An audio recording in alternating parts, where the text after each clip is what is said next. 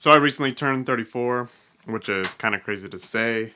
But there's probably, I mean, there's many things I've learned in my life, but there's one thing I feel like is not central, but it's something that you have to learn over a long period of time, if you will. And it's, when people say like advice, they give you advice and it sounds good, and you're like, yeah, I understand that. That makes sense. Kind of like when they say, oh, when you have kids, like your love will expand for them, but you don't fully understand it until you experience it. And this is something in the Bible where knowledge is experience. They're wrapped into one. I forget the word is. I think it's gnosis maybe. Knowledge is wrapped up in experience. And this is where also they say like to know someone is to sleep with them. So it's a little different. It's not always used like that, but you get the point. Knowledge isn't just information you can read and remember, but it's an experience you go through and something that is like seeps into your soul. It's like a more mystical. It's more mystical than just reading a book. And I wanted to bring up this thing that it's taken me a really long time to learn, and not because I'm stupid, but because it's just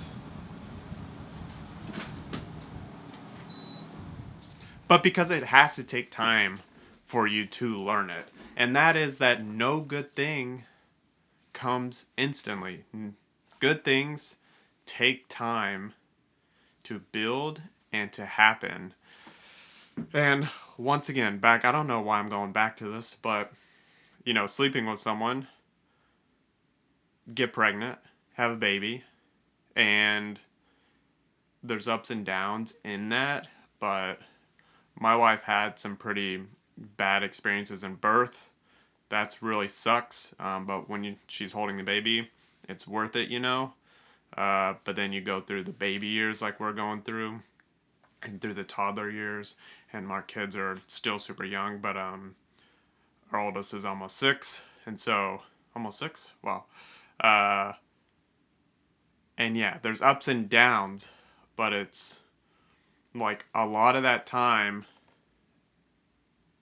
5 years, 6 years, goes into something that is good, and just from one 10-minute moment, you have to wait for that time to be something good.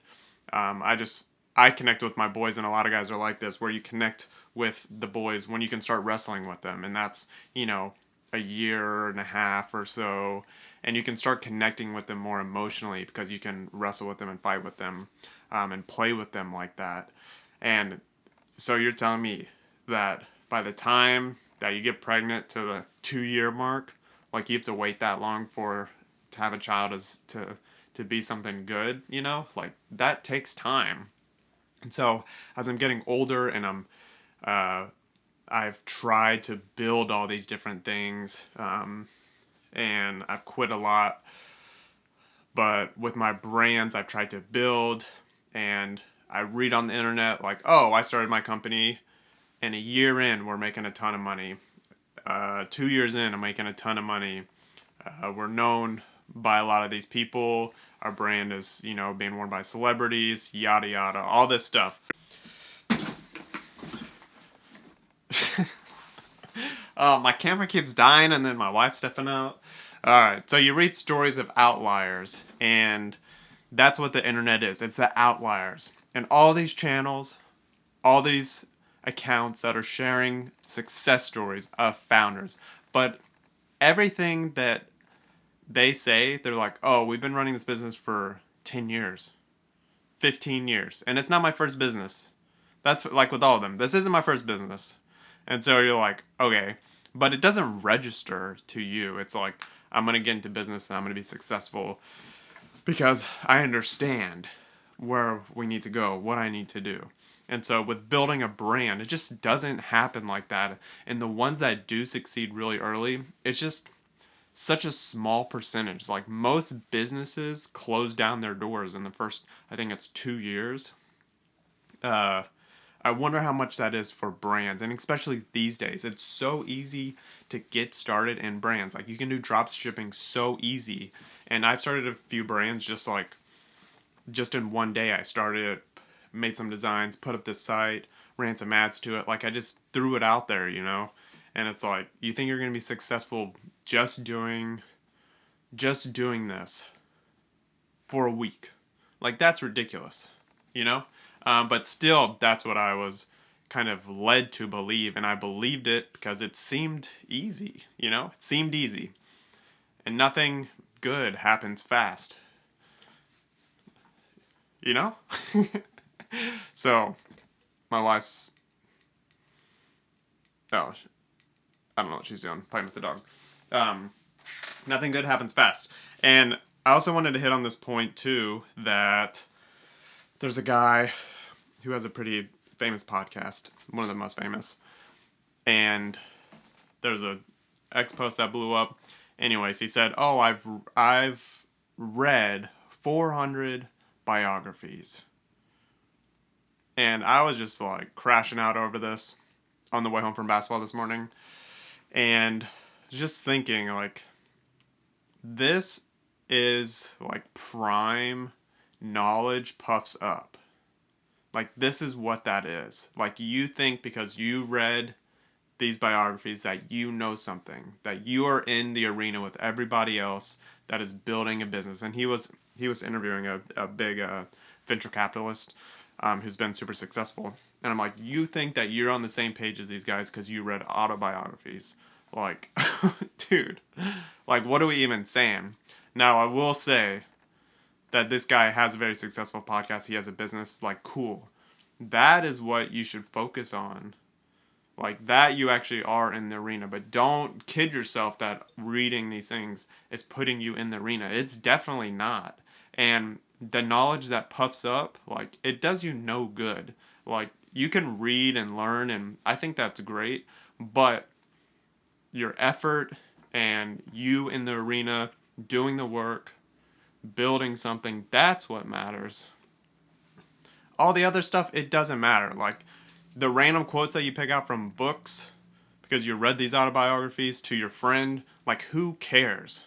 Like, does that help you in your day-to-day business? Maybe, maybe not. But it sure doesn't help whenever you're talking to someone. Hey man, I read 400 autobiographies. Cool. So what? What do we want to do with that? Like, that's not helpful. And so, don't just gain knowledge just to gain knowledge.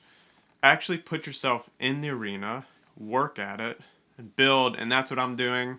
And yeah, that's something that I'm still learning, but it's something that has taken time to learn and to grow.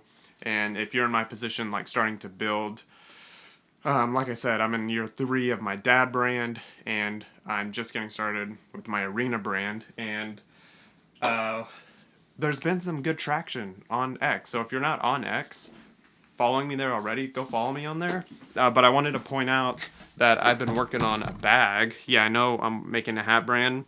It's a little bit stalled until we get some money freed up. You can check out some of the updates on X and on the website. But the bag, I just want to give you all a sneak peek. I'll do a fuller breakdown on this later. But this is the bag. The first bag. I'm just calling it the bag. I want to call it something else because guys and bags is kind of weird. But this is the bag. For your laptop, for the man that's me in his 30s that has kids. It's wider than other briefcases because I need extra stuff in there for my family. But on the inside, it's pretty sick. We got these green pockets. Can you see that? Green pockets. You can put journals, your glasses, pens, your laptop, extra room, a water bottle holder. It's super sick, and it also has a thing for your suitcase. So if you're interested in that, I might do a small batch drop of these where you can choose your internal colors. More on that soon. But check out the website and get on the wait list for both the hats and the bag. And yeah, I can just reach out to you too if you just shoot me a message on X, whatever. But that'll be it for today. And subscribe. All right, see you later.